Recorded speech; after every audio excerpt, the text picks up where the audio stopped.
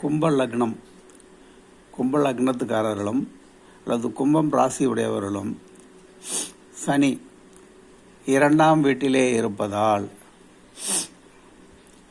வாக்குஸ்தானத்திலே அமர்ந்திருப்பதால்,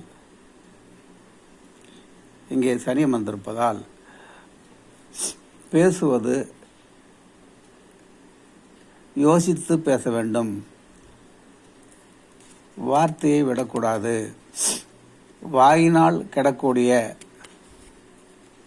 கெடுபலன்கள் நடக்கும்.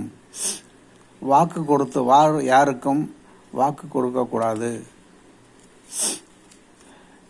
2ஆம் இடம் குடும்பஸ்தானம் என்பதால் அங்கே சனி அமைந்திருக்கிறனால் குடும்பத்திலே சண்டை சச்சரவுகள், பிரிவுகள் போன்ற துர்பலன்கள் அங்கே நடக்கும். அதனால் வாழ்க்கையில் பொறுமையாகவும் நிதானமாகவும் எச்சரிக்கையுடனும் நடந்து கொள்ள வேண்டும். யாரையும் அதிர்ந்து பேசக்கூடாது. மனம் வருத்தப்படும்படி நடந்து கொள்ளக்கூடாது. ஏனெனில் சனியானவர் நியாயத்திற்கு கட்டுப்பட்டவர்.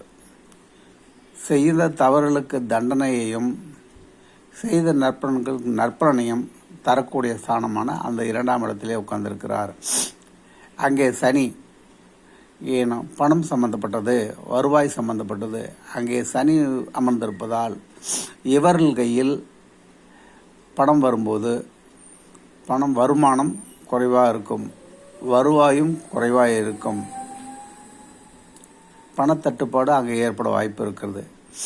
ஆகவே இவர்கள் கையில் இதையெல்லாம் வைத்து கொள்ளாமல் தன் குடும்பத்தில் உள்ள மற்ற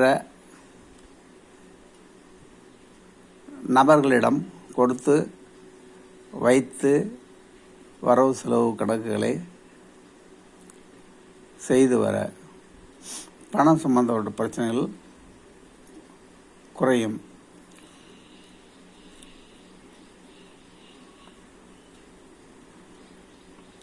இவர்களுக்கு 2ஆம் இடத்துக்குடைய குரு இங்கே 6ஆம் இடத்தில் உச்சமாக இருக்கிறார் இப்பொழுது. ஆக இந்த கும்பலக்னம் கும்பராசிக்குடையவர்கள்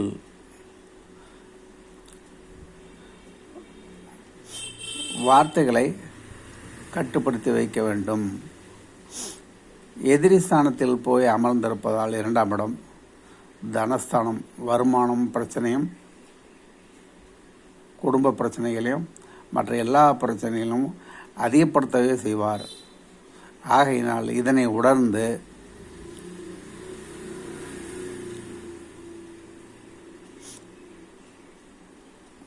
அளவோடு பேசுவதும் யாரையும் எடுத்தறிந்து பேசாமல் இருப்பதும் மிகவும் நல்லது.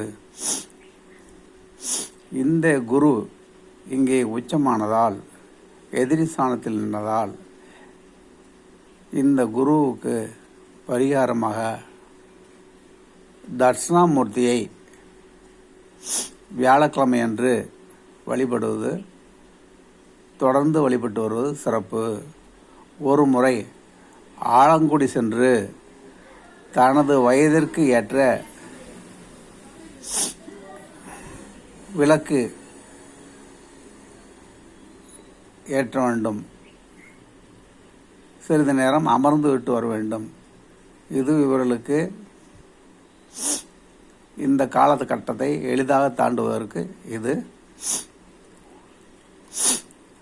நல்ல ஒரு பரிகாரமாக அமையும். நன்றி.